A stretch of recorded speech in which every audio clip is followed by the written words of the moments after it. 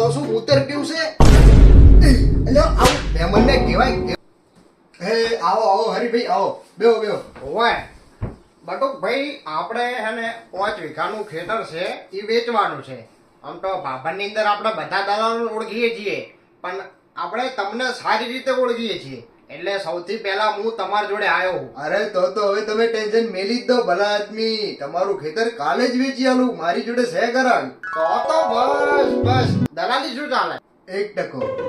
શું ભાવ કાઢવો છે વીઘો?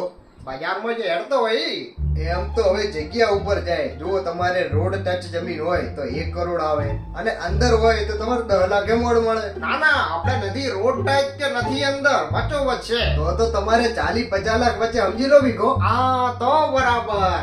કઈ નહીં, તો તમે જમીન જોઈ લેજો, પછી આપણે સોદાનું નક્કી કરીએ. હા ઈ તો બરાબર.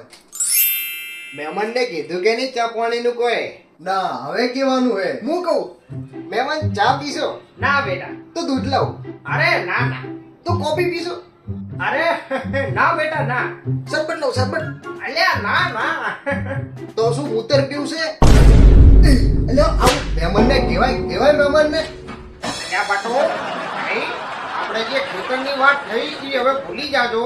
મારે હવે તમારી જોડે નથી બેહવું. અને હા, કોને તમે થોડા સંસ્કાર આલો, નાના મોટાની મર્યાદા નથી રાખતો. અરે પણ જાતું કરો ને, છોકરું છે. અરે ના, આ છોકરું નથી, દાઢી વાળો લડતો છે. અરે પણ જાતું કરો એટલે પણ એવું ના હોય. એટલે ભારત તમે